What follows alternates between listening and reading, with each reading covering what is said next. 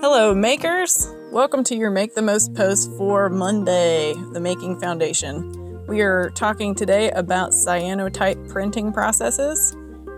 We are printing with the sun onto pre-treated chemical papers and also some manually treated chemical objects that we have applied some stuff to. I'm going to let Bill talk to you, he's my friend, about the cyanotype process. Hey, cyanotype was invented in 1842. It utilizes an iron compound that's reactive to the sun, and it uses tannic acid. In this case, it's blue, and it makes an image using sunlight. So you can use a coated sheet of paper, or you can mix up a solution and coat something like a piece of wood or a t-shirt. You expose it to UV or sunlight, and the easiest way to do it is just put an object on top of this piece of paper and give it some time out in the sun. And what's not covered is going to turn dark. So letters like these little refrigerator magnets, set them down on this piece of paper. The sun's going to record their shadow because that paper is reactive to light, and then you end up with an image. Part of this process, after you do what's called your exposure with the sunlight for about 5 minutes, is you want to wash it with water. And what that does is it washes away the chemical that didn't react to the sun. If you didn't do this, your print would keep changing and it would get darker, and it wouldn't look very good. So this water wash is an important step. This is a non-toxic process, so you don't have to worry about getting this stuff on your hands. It uses water. It's a lot of fun, and you don't really have to take a bunch of safety precautions with it.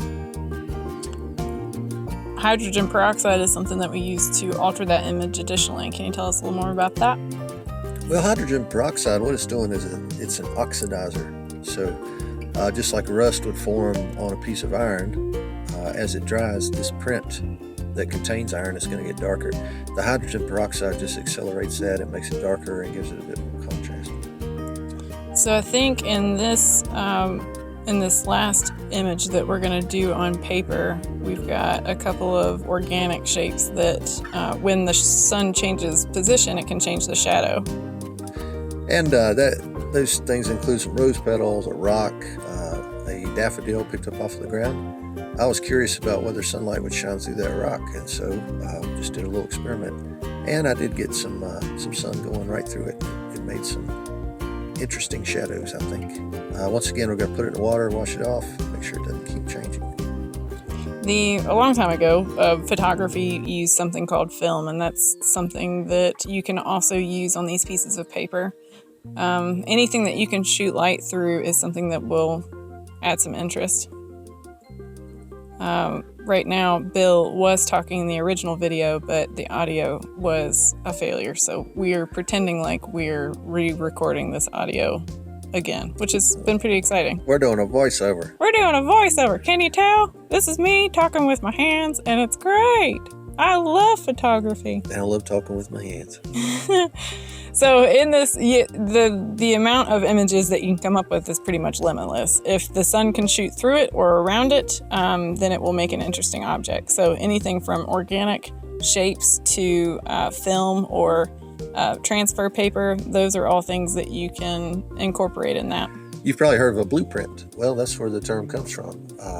If you made a technical drawing before the age of Xerox machines, you could set that on a piece of cyanotype paper and record its shadow, and then you have a blueprint copy of it. There we go.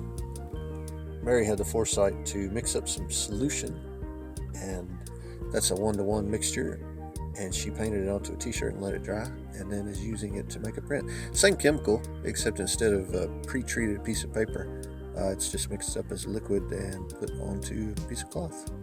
Same idea.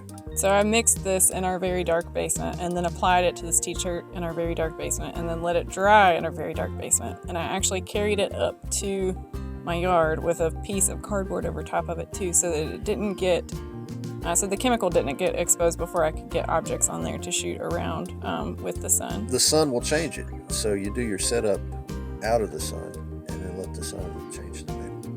Takes a while, so as long as you can also remove pieces halfway through, and then that changes your expected print as well.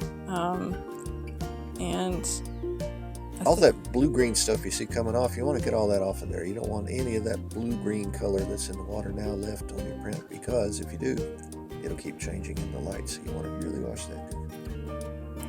After I did this, I actually stuck it in the washing machine and I forgot that I had washing powder in there, so it bleached it. So we've already done one step of what we would teach you in our next video about cyanotype.